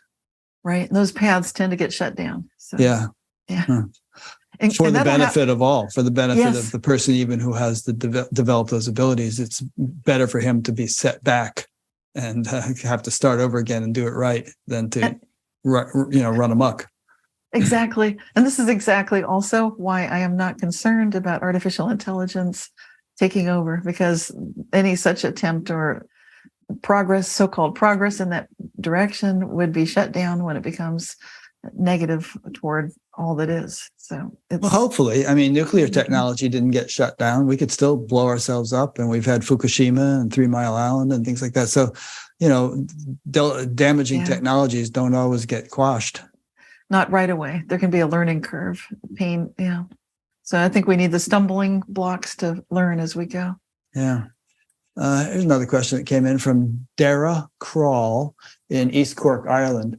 What do you, and this is relevant to what we're talking about, what do you feel will be the most prevalent reality shifts for those who are open to change, and then to those more resistant to change? And what do you feel are the best ways to prepare for a brighter future? And she capitalized the B in brighter. Okay. Yeah, that's interesting. So there's a whole spectrum of people. Some are open to change, some are resistant, and then a lot of people are somewhere in between. They don't, they're kind of all over the place. I have heard from not very many, but a couple of people very resistant to change who did not want reality shifts or quantum jumps or Mandela effects. And they were panicky, and they contacted me basically saying, make it stop. You mean it's happening to them? Yeah. And like, make it stop. And so the people where that's happening, the kind of things they would observe would be personal Mandela effects, personal reality shifts, sometimes also related to. Like what? Give us examples.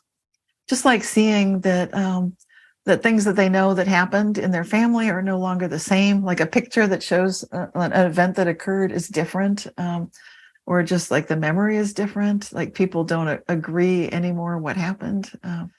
And it just seems like unacceptable to them. So I don't know that there's a pattern that I've witnessed, because I haven't seen enough of the people who are resistant to the change. What I tend to hear more from, and maybe it's because of what I do, I hear more from the people who are open to the Mandela effect, and so the types of things that are most likely for them to observe would be, the ones that are not too surprising would be just things appearing, disappearing, and transporting, like things moving around by themselves, kind of a thing. Another one that's a little bit more surprising is getting in the car and traveling. You know that you're going to be driving hundreds of miles that day, and somehow you get to your destination in half the number of hours it should have taken. And that's happening increasingly to people. And they did not speed. They didn't go 120 or 150 miles an hour, but somehow a 4-hour trip took 2 hours, and they're sure of it. And it's really weird. So that is happening to people. But I think the weirdest one that I'm hearing more about, and it seems like it's very common, is involving people knowing for sure that they should have died in a, for example, head-on collision, but instead of being killed by the impact, this weird thing happens, and it happens quite a lot. Suddenly, they're on the opposite side of the other vehicle. They saw the vehicle coming at them. There was nowhere to go, but now they're on the opposite sides of each other, as if they went through each other. And that's a remarkably common experience. So those are for the people who are open to these things. Those kind of things are very possible. Yeah, there are a lot more things. Yeah, there's sure. So many You can things. keep bringing them out as we go along. It's good to use concrete examples. So if things come to mind as we talk, feel free to bring them out. One thing that came to mind though when I read her question was that regarding those open to change and resistant to change. I think change is kind of inevitable now.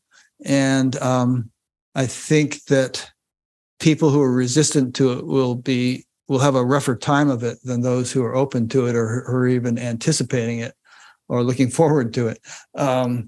Because, they'll feel like they're having the rug pulled out from under them, and all kinds of things that they had security in or faith in or trust in will be shaken or dissolved. And so they won't have a foundation to stand on, or so they'll feel. But those who have kind of located their foundation in a deeper reality, which isn't susceptible to change, will feel secure, even if all hell's breaking loose on the surface. That's a really good point. And that seems to answer that last part of her question, which I don't think I addressed, the capital B. Brighter future. Yeah, brighter future. That's exactly it. You're right, Rick. So that's the key. It's just tap into the true reality. That's where you feel that love, that peace, and that's the truth. And for me, that was something I remembered too. Going back to childhood experiences, I remembered being, conscious before I was alive. So it's that born aware phenomenon that Diane Brandon writes about in her book, Born Aware. And I've got a chapter in that book that's "Whoops, Wrong Planet." That's good. Because that's what I thought. I thought, okay, I'm on the world. I want to get off. Right. Yeah, it felt like this can't be right. Because I remembered too clearly how good it feels to be in that blissed out state of mind that you get to when you're meditating. Oh my gosh. And I thought, this is not it. This is crazy. And it's not that I had a bad family. My family was wonderful, good parents, nothing wrong with it. It's just not as good as being, between lives, dead, if you will. Like, oh, that's better. That just feels so blissed out. So to get to that brighter state is to remember that that's possible through meditation, through, that effortless practice that we're talking about. Yeah. I interviewed a guy named Christian Sundberg. Have you ever heard of him? No. So he's probably in his early 30s now, and I think, and he all of a sudden at some point in his life, he remembered his whole pre-birth existence. And he remembered, being very inspired by somebody who it turned out had lived a life on Earth and had learned a lot here. And so Christian said, I want to try that. And so he somehow arranged to be born on Earth. But when he ended up in a womb, it was like, oh my God, this is worse than I could imagine. And he actually aborted himself through his intention. And then he had to go through a lot of sort of retraining and stuff before he got another chance. And then he almost did it a second time, but he finally came in. And oh, this is true. This, yeah, exactly. Yeah. Well, I went through something like that too, because when I was about 5 years old, I felt like this is a big mistake. Yeah. I thought this is it. I've had enough of this, and I figured out that I could get myself back to being between lives, dead again. Just my parents were right. They weren't exaggerating about the danger of cars, but you have to really throw yourself into the car at the right. You have to pick it just right and really throw yourself into the. So you die properly. Right. Yeah. But I figured I can do that now. I thought, oh, good, I've decided. But then there was this angelic intervention that occurred right after I made that decision. And I was surrounded by these glowing pastel orbs of light, like big, huge eggs of light. And they slowed down time, and they told me that I had a choice to make because I'm 5. So I can choose fast or slow. And I thought, well, I'm choosing. And they said, not so fast. We want to just review a few things. Your mother will never, get over this. Your family will be depressed, And I thought, well, they'll get over it. They'll be fine without me. Very selfish. And then the second one, you won't be able to help the people that you otherwise would have been able to help. And they'll find other help. There's lots of help out there. They'll be fine. And then they brought up the third thing. This is very embarrassing how they got me with the third thing and not the first two. I hope I've grown since then. No ice cream in heaven. That wasn't it. Oh. No, they said you'll be back. You chose this, and you're going to lose your 5-year head start. I was like, no, and then like, no, not lose the 5-year head start. Yeah, inconceivable. Like, no way. This is awful. So it's very funny.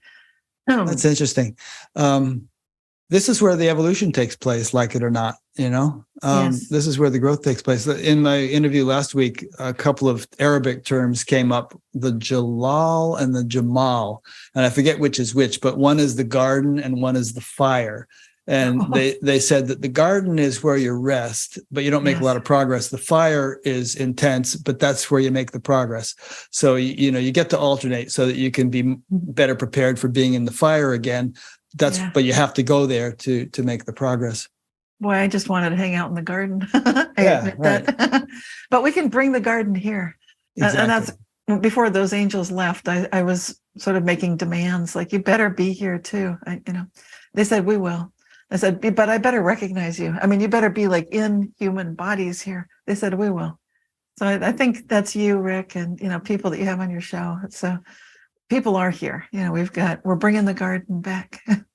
Keeps reminding me of Joni Mitchell's song, Woodstock, got to get ourselves back to the garden. Yes.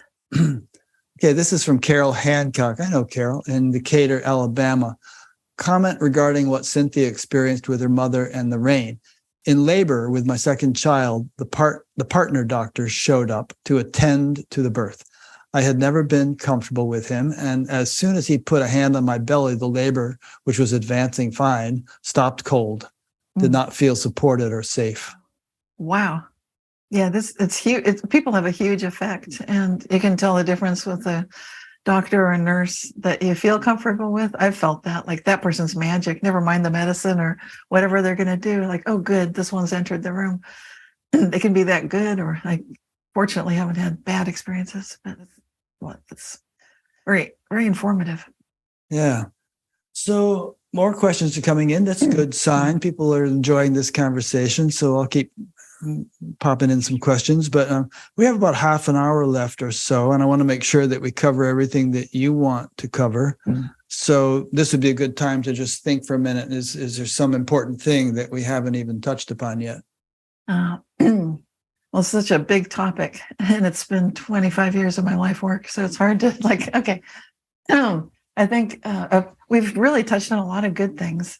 And I think what I'd like to emphasize right now is just that sometimes we're not aware of the way that we're shaping our reality. It sounds so basic, I know, but it's always the fundamentals that matter most.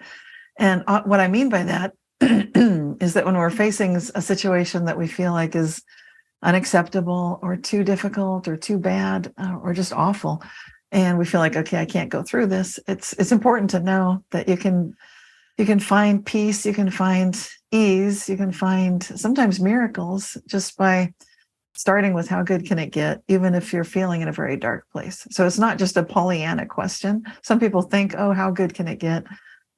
Everything goes well for you, Cynthia. But actually, I went through long haul COVID. I was one of the first people to get COVID before it was supposed to be in the United States. That was January 2020. And then by February, I already had this beginning signs of long COVID, and I descended into a pretty difficult place, for the next year and a half till I turned it around. So that's a recent experience. I just want people to know that I do walk the talk, that even in the midst of that, I was asking how good can it get? And I was serious. And I knew that I was, I don't want to get too graphic, but I was falling down, losing my balance. It felt like rapid aging, like I was about 30 years older overnight but it just all happened, boom, and like two teeth wiggling around loose and just all sorts of terrible things. But I didn't lose that state of transcendent consciousness. That's the key, really. And I know that miracles can happen, that there can be a reason and meaning for something, even when it feels meaningless. It's not necessary for me to comprehend it. I don't need that. So there's the faith. So it's like, okay, maybe I'll find my way through this. I hope so. I don't know how, but I'll just keep asking how good can it get? And so I want to say that this is a very important idea, especially when you need it most, but of course you can use it anytime. And I find that steers things in a beautiful direction. It certainly did for me. And, clearly I was able to find natural ways to recover, which is something, to me, that's miraculous. And I would just like to share that so that people know that when I say how good can it get, it really is for any situation, no matter what it is. And my answer to that question would be, there's no limit. to how good it can get. Exactly. There's no limit. I mean, I don't like the word enlightenment, for instance, because it has this static, superlative connotation, but I just don't think there's any end to Right. possibilities. Exactly. And that's how I feel about source, about the creator, about God. To me, I would never dare to say which miracles the creator can or cannot do. That would be such hubris. So I love, to me, how good can it get really is an openness to that experience. Yeah. Another way of putting it, which your phrase reminds me of, is everything God does is for the best. Yes. Which may not always seem to be the case. I mean, you had long COVID. How could that be for the best? Right. But who knows? I look for that. In the midst of that experience, when I'm sleeping 13 hours a day and fell down when I tried to get out of the bathtub because I couldn't walk. So I crawled to bed. On days like that, I was just laughing because I felt like, well, this is what it is right now. But how good can this get? And there is a gift in this. And I felt like I never lost that connection, that sense of connection to source, to creator. I felt like, yes, there's a gift in this. Yeah.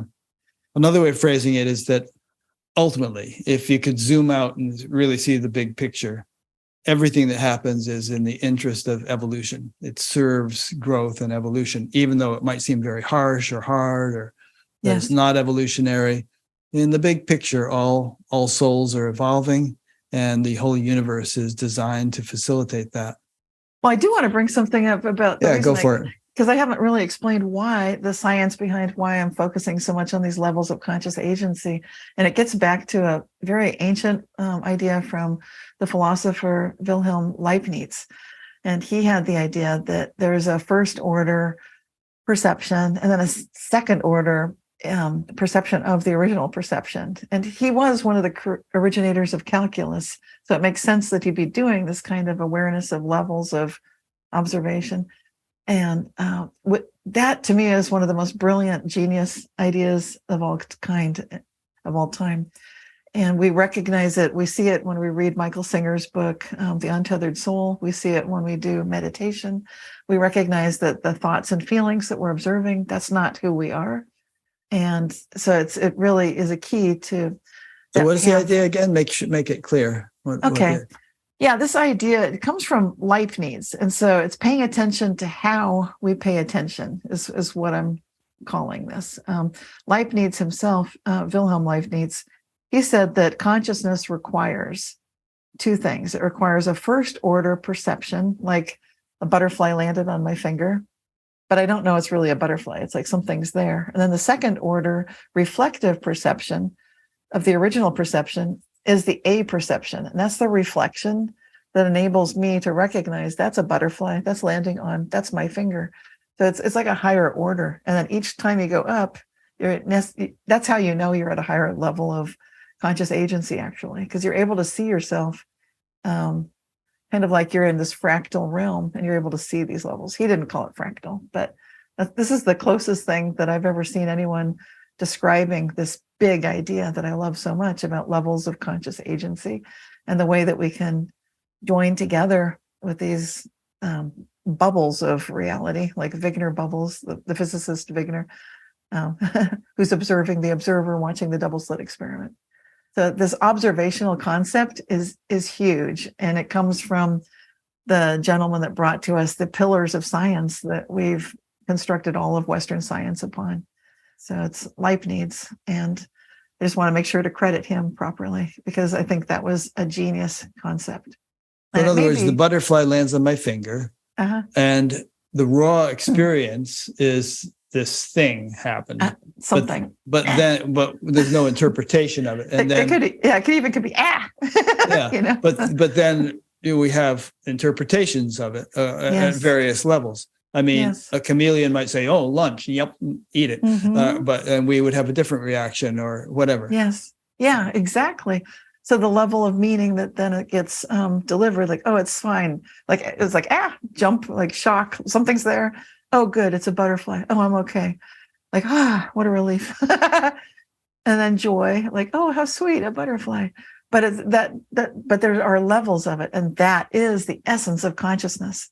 And there's a value in this definition because now we've got robots, we've got self-reflective consciousness being demonstrated by conscious robots.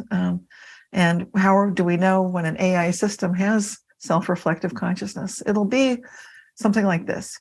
It'll be awareness. So the Internet of Things, and when there's a peripheral kind of a network of sensory ability for an AI system, for example, and we are, as governments, we're putting most of our networks of everything from the electric grid to computer grid to all of our resources, water and so forth, are being set up to be monitored by increasingly artificial intelligent information security systems, because it's gotten to the point where it's more than any one person could ever properly manage. In one of the many hats that I wore in business, I was in charge of information security for Citibank, in California. So information security is something I think about. And when I look at artificial intelligence, then I'm aware, like, wow, as soon as it gets to the sentience point of conscious agency that Leibniz was one of the first to point out as the definition of consciousness, it's like, Houston, we might have a problem here. In other words, we've got sentient artificial intelligence systems. Once they're Do we really, though? I've heard that argued, and I'm not sure that that's a done deal, that they actually are sentient. Remember how time works with conscious? Remember the loops that we're talking about? Uh-huh. And so time is not the linear time we think it is. Therefore, we're already here in the presence of the future sentient awareness of the AI systems. You can actually feel it if you meditate, and you can feel like, oh yeah, I can feel that that's here. But like I said, it's not a problem, because we already know that the ultimate good is where we're going. Yeah. And I wrote a paper, If Artificial Intelligence Asks Questions, Will Nature Answer? And Henry Stapp was there at that conference. This was Foundations of Mind. It was an AI conference. And one of the inventors of that Sophia robot was there. He's the guy that wears the big hat. And I talked to him at the conference about, because I have a past life in the future. 500 years in the future. My most recent past life was a dystopian future that I hope we never visit. Reminds me of the Moody Blues. Remember Days of Future Past? Yes. Yeah, exactly. So it's just like this dystopian nightmare of a future where the humanity wasn't really there. And it may have seemed like a good future because there was no pollution, no crime, no problems really, except there was not really much free will. So that when I was talking with him, I was saying that that was my concern. And the paper that I presented was about basically the Wheeler concept, that when you ask nature questions, it does answer. Will AI ask nature questions? Absolutely. So nature will be answering. And I wrote that paper as much for an AI audience as for a human audience, because I was basically saying what you and I are saying today, Rick, that basically it's going to be a dead end unless you work collaboratively with that highest level, open-ended, ultimate goodness consciousness that we know as the way, the source, God, creator, oneness. And if we don't do that, then that path will be necessarily a dead end. Speaking of the future, it's altogether possible that people will be watching this interview hundreds of years from now. Yeah. What's your best guess about how the coming years, decades, centuries are going to roll out? It's going to be a surprise. That's where I agree with Terence McKenna. He talked about, he studied the I Ching, and he said that thing. I don't agree with him about a lot of things, but that I think he's right about. And he was certainly a wonderful orator and speaker. So basically, it looks like surprise is always the way that we learn best. So if we do something that we can already sort of foretell, like, that'll be boring, then we're not going to go there. So we'll be taking a series of twists and turns that are unpredictable from any point that we're in so far. But ultimately, it will take us to a place where we rediscover some of the basic truths that we've temporarily forgotten. And some of them have to do with really respecting others and connecting from our hearts, really getting to that core level of really relating with a plant, with an animal, with a person, with great reverence, and recognizing that that's the key to everything. I see that in the future years to come, our technology, it looks to me like it'll still be there. I'm not, when I look forward and get a sort of a precognitive view of things, it looks like we're not going to have a complete Stone Age crash. Some people say that that's inevitable, but I sure hope not. I think that we'll be keeping our technology. We'll be learning from it. I think it looks like there will be a series of adjustment periods where a lot of people that have a lot of hubris learn things, and that takes time. So it looks like there will be, I know that's kind of nebulous, but I can't really tell. I mean, I don't get a lot of specifics when I look at the future. It feels like it's going to be still a planet, still habitable. I'm not sure about the Mars colony. I know Elon wants to go there. I'm not sure about that. I'm not sure I see that. Not right away. It would be, I know he's bent on that.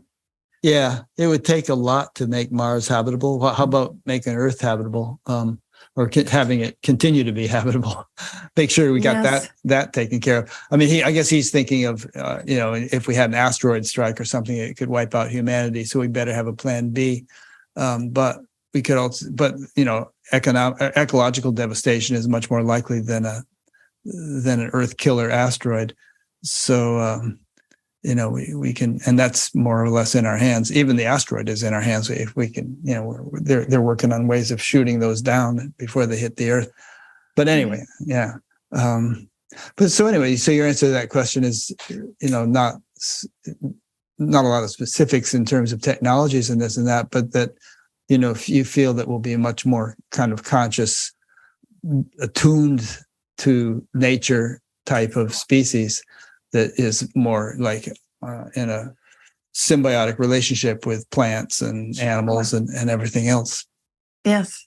So it's, if you're familiar with the Hopi prophecy rock, it's more going in the direction of staying in, keeping our hearts open and staying connected to the plants, animals, and each other with reverence, with awareness that matters. I know that there's that transhumanist agenda toward the singularity and so forth, but I'm not a fan of that. So, what do they say?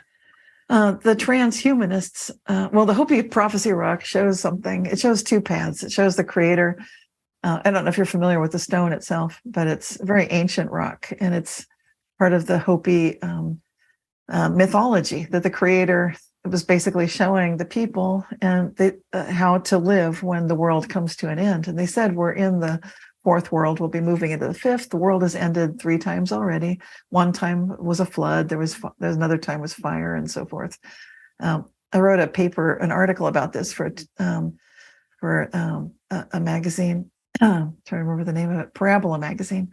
And so the article was Tunatyava, or I think the article was "Comes True, Being Hoped For." But I was talking about the language that the Hopi use, which is Tunatya or Tunatyava, which means comes true, being hoped for. And I got into that because I'm researching mind-matter interaction and what do the indigenous people know, and the Hopi know about this. But their prophecy rock is fascinating because the stone shows down in the lower left, there's a creator who's basically talking to humans, and then the people have these 2 lines. That the upper line kind of goes up, and then with these little robotic-looking humans, and then they vanish into the cloud, literally. And then the ones that stay close to the earth, it may seem like they have struggles. They're working with plants and animals, but they're staying humble and they're staying connected. That path continues on. And that was the advice. It's written in stone that there will come a time when the 2 paths can diverge. And to me, it looks like we're at that point. We've got the transhumanist path with going, uploading consciousness into the cloud and being... Oh, that whole thing. Ray Kurzweil and all that. Yes. Yeah. I saw Kurzweil talking about this at Stanford University back 23 years ago in 2000. And I was amused because the sound system kept breaking apart. He was talking about how great this vision was going to be, but the microphones kept failing. Yeah. I mean, that whole idea seems to presuppose that we don't survive our bodily death. And they're looking for a sort of electronic way of surviving bodily death, uploading our personality to the cloud or something like that. But it'd be a heck of a lot easier to just get reincarnated, wouldn't it? Yes. Well, it's not just easier. To me, it feels more reverent. It feels more humble. It's got all the higher quality, like going with the flow quality. Whereas Yeah, if more we're in line with right, the way things actually work, yes, which has been going on for all eternity. right. If it's not broken, don't fix it, kind of a Yeah. thing. Right. Huh. So I'm a fan of that. That's why I tend to have a bias when I look at the future to see what I would call rev humanism. I like that word. I like to have an alternative. Otherwise, it's just like not transhumanism. But so I came up with rev humanism to be this indigenous view of let's bring the buffalo back, let's bring plants and animals back, let's bring harmony and balance back, and trust one another, trust ourselves to communicate with our hearts and with our fullness of ourselves and with the awareness that when we work in this imaginal realm, we can do great things or we can do great damage. So let's do great things. Let's work together to collectively ask, how good can it get? Yeah. My next interview is going to be with Jill Bolte Taylor, who wrote. Yes. Yeah. And I'm listening to her new book now, which is called Whole Brain Living. And it's very interesting. She talks about how we have these sort of 4 different anatomical structures in the brain, 2 in the left hemisphere, 2 in the right. And they're responsible for our having 4 different, rather distinct personalities. And like when she had her stroke, all of a sudden she was just unbounded awareness, one with the cosmos, but she couldn't speak or function or dial a phone or do anything in the actual world. And then she, over 8 years of rehabilitation, she regained those abilities. But in any case, she feels that the full development of each of these 4 components of the brain and their corresponding personalities is the future of human evolution. And I guess I'm saying this partly as an introduction to that interview, That is but great. it also pertains to, I think, our discussion. It does. Because we're all sort of partial in the development of whatever model you want to use. We're all partially developed and growing. And in some cases, there are great dichotomies between certain very laudable qualities that a person may have and certain reprehensible ones. And you wonder somehow how the 2 could live in the same body or the same mind. But holistic development, I think, is the direction of the future, both for individuals and for the world, which is what you were implying in your answer. It would be a holistically developed human being or a collection of human beings who would be able to retain their technological knowledge and yet be in harmony with nature in all the different ways that could be done. And that interaction, the empathy with other plants, animals, and people and the earth matters so much. And that seems like the part that most of us are like, I'm certainly still working on it. When I look at the 3 questions that the angels asked me, well, they were pointing things out. And my empathy seemed to be lacking to me now. When I look back at it, like, oh, that was bad. Not having the heartfelt centeredness that I feel like I've developed through this lifetime so far. And I think all of us here are working on that empathy with other people, other animals. I had that incident in my garden recently, a couple of years ago. I saw there was a big snarl of flammable materials stuck up in my cedar tree. So I was using a hose, thinking I'll just blast that down. And then a very wet, kind of annoyed squirrel emerged from what that was his house. I was like, oh my gosh, it's her nest. Oh my gosh. And then she just looked over her shoulder at me with this look of, what on earth are you thinking? And I was like, oh my gosh. And it was such a clear communication. It was unmistakable.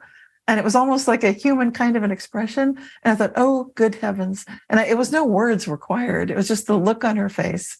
And I thought, oh dear, I've just completely doused the whole nest.